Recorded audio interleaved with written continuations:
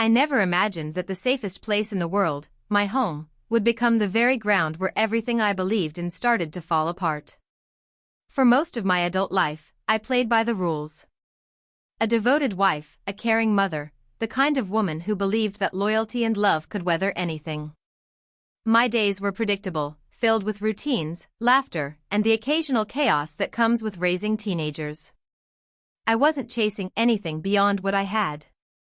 I was content, or at least, I thought I was. It all started on a quiet Friday afternoon. The house smelled like fresh laundry and cinnamon candles, and I was folding towels while humming along to an old song on the radio. My son, Jake, had just started his senior year, and lately, he and his group of friends were always in and out, loud, energetic, full of life. I didn't mind it.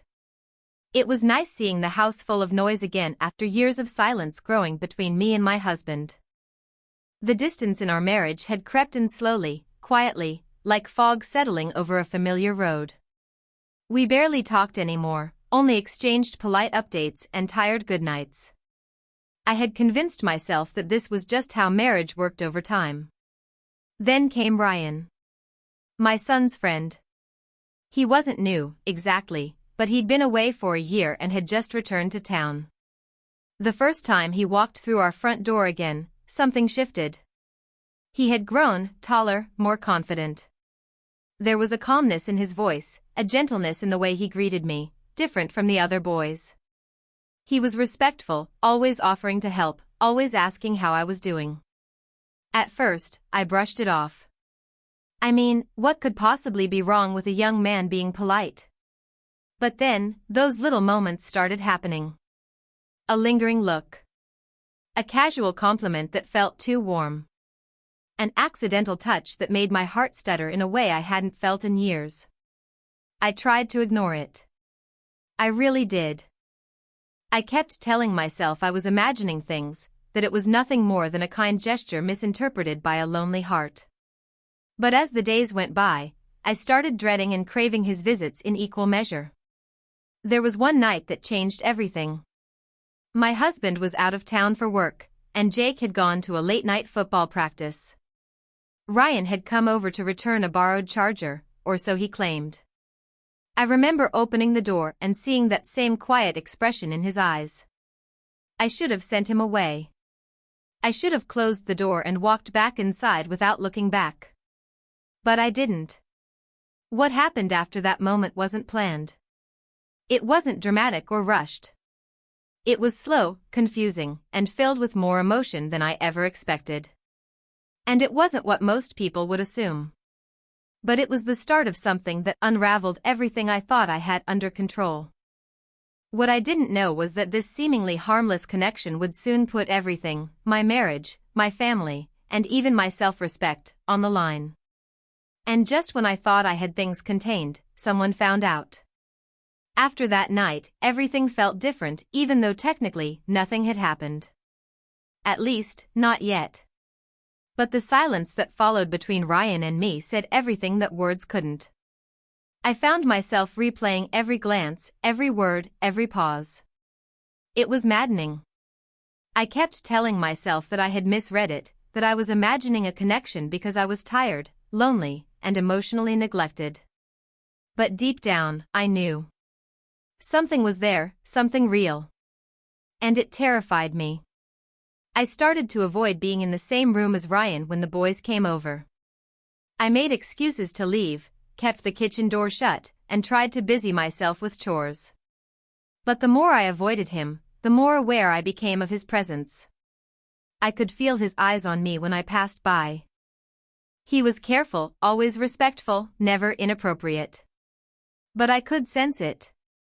That pull, that unspoken understanding. And I hated that part of me didn't want to let it go. My husband, David, didn't notice a thing. He was more distant than ever, always working late or locked away in his office. When we did talk, it was about bills, groceries, or Jake's college applications. We hadn't touched each other, really touched each other, in months. I tried to talk to him a few times, to tell him how invisible I felt. But he brushed it off, like I was just being emotional or overthinking. So I stopped trying. I stopped asking for his attention, for his affection. And slowly, I started closing that door in my heart. Jake, on the other hand, was thrilled to have Ryan back in his life. They were inseparable, laughing, gaming, and planning their last year of high school like everything was perfect. I envied them, in a way. The ease of their friendship, the energy, the excitement. They were young and free, while I felt trapped in a life that no longer felt like mine. Then one day, something unexpected happened. I was sitting on the back porch, sipping coffee and flipping through an old photo album. Ryan stepped outside, alone, and sat quietly beside me. We didn't say much. The air between us was thick, but not uncomfortable. It was almost like we both knew that silence was safer than whatever might be said. But then, just before he stood up to leave, he looked at me, not like a kid, not like my son's friend, but with something else in his eyes. Something I wasn't ready to face. And that's when I realized, someone had been watching us. I didn't see anyone at first, but I felt it, eyes on us, like a chill brushing the back of my neck. I looked around quickly, pretending to glance at the yard, but nothing seemed out of place. Ryan didn't seem to notice, or maybe he did and was just better at hiding it. He gave me a soft nod and walked back inside, leaving me with a racing heart and a knot in my stomach. That night, I barely slept. Every sound felt like a whisper. Every shadow in the hallway made me wonder if someone had seen more than they should have. The next morning, things felt off. Jake was unusually quiet at breakfast. He kept glancing at his phone, barely responding to anything I said. I asked if something was wrong, but he just shrugged and muttered, "I'm fine." I wanted to believe him, but something told me that he had picked up on something, maybe not everything, but enough to shift the energy. That terrified me more than anything. If he suspected anything between me and Ryan, even the smallest thing, it could ruin everything. Days passed, but the tension only grew. Ryan still came around, but he was careful. Too careful. No more lingering glances. No more quiet moments. It was like we were both trying to erase what had never been said out loud. But the silence between us wasn't normal anymore, it was loaded. Meanwhile, my husband remained checked out, buried in work or glued to his phone, unaware of the storm quietly forming inside our home. Then came the photo. It showed up anonymously in my email. No subject, no message, just an image. A blurry shot of me and Ryan on the porch, sitting too close, our expressions too easy to read if you were looking for something. My hands started shaking the second I saw it. Someone had been watching, and now they wanted me to know. I didn't recognize the sender's address. It could have been a neighbor, a classmate, someone passing by, or worse, someone inside the house. I thought back to Jake's quiet stares, to the way he'd been avoiding eye contact. Did he send it? Was it a warning? I deleted the photo but couldn't erase it from my mind. I didn't tell anyone. Not yet. I just kept going through the motions, school drop-offs, dinners, laundry. Pretending everything was fine. But something was unraveling fast. And I couldn't tell who was holding the thread. After that email, everything I did felt watched. I stopped sitting on the porch. I kept the curtains drawn. Even my phone stayed face down most of the time, like I was afraid of what might show up next.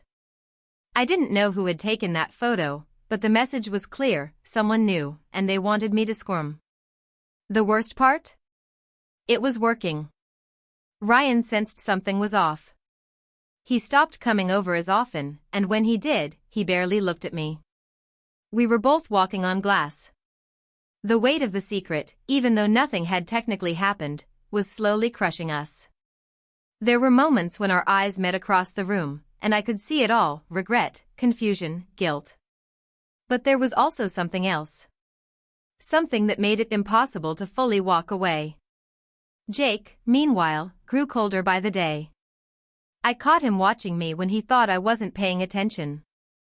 One night, he snapped at me over something small, burnt toast, of all things, and when I tried to talk to him, he just shook his head and walked away. I stood in the kitchen, heart pounding, wondering if he knew. Or worse, if he had seen more than just that photo. David barely noticed the shift in the house. Or maybe he did, and just didn't care anymore. He came home late, left early, and offered nothing but silence in between. The distance between us was now a canyon, and neither of us tried to cross it. I wanted to ask him if he had seen the email, if someone was playing games with both of us. But every time I opened my mouth, the words wouldn't come.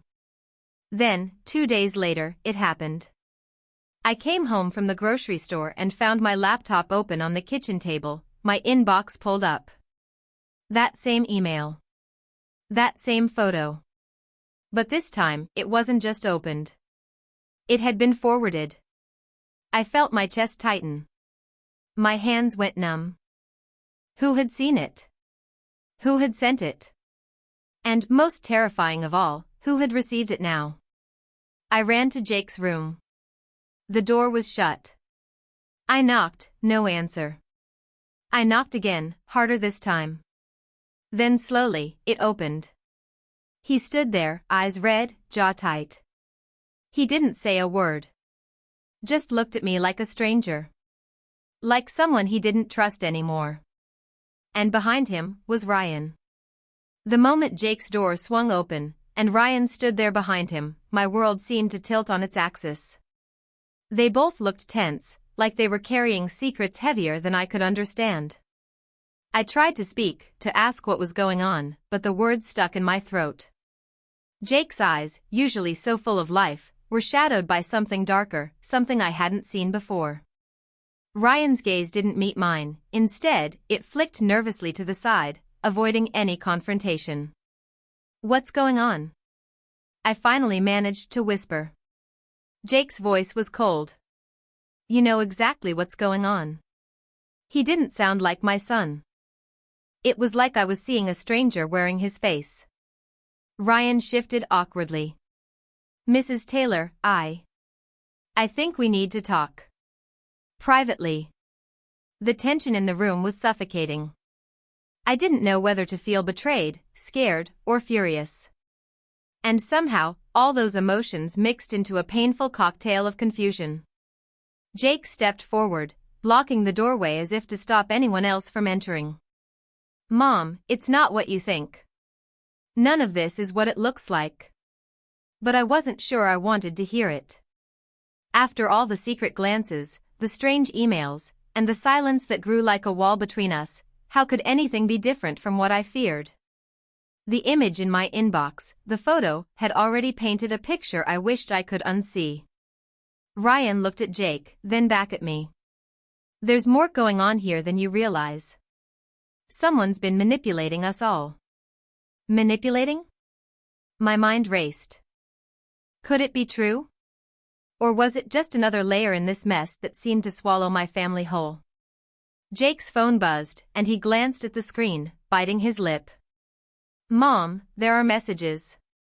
Between people we don't even know. Someone's trying to ruin us. To tear our family apart." The idea sent a new kind of fear crashing in. What if this wasn't just about me and Ryan? What if it was bigger? What if someone was playing a dangerous game with all of us, watching, waiting for the perfect moment to strike? I felt the weight of years of silence between David and me pressing down harder than ever. Could my husband have noticed something? Was he involved somehow? The thought felt like a stab, but I couldn't ignore the possibility. Trust was crumbling, and with it, the foundation of everything I had built. Ryan took a step closer, his voice softer now. "We need to figure out who's behind this before it's too late." My heart pounded. The house that once felt safe was now a battlefield. And somewhere inside, the truth was waiting, hidden beneath lies, secrets, and betrayal. But as I looked at Jake and Ryan, I realized one thing: this wasn't just my story anymore. It was theirs too. And whatever happened next would change all of us forever. I could barely breathe as Jake pulled out his phone and opened a message thread.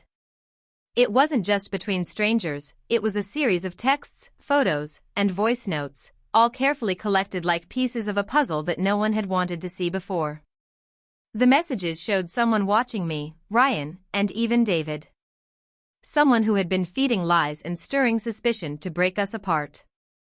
Jake's voice was steady but quiet. It was Dad. He's been sending those emails, sending those photos. He's been trying to make us hate each other. The room spun. David? My husband? The man I thought was distant but loyal? I felt like the floor had disappeared beneath me. My mind screamed for an explanation, but none came. I looked to Ryan, whose face was pale and hard to read. Why? I whispered, almost afraid to hear the answer. Jake shook his head, anger flashing in his eyes. Because he's been unhappy for a long time. He didn't want us close. He wanted control, and this was his way to tear us apart. Everything suddenly made sense, the cold silences, the late nights, the barely disguised resentment. David's bitterness had taken a dark turn, hiding behind the mask of a tired husband.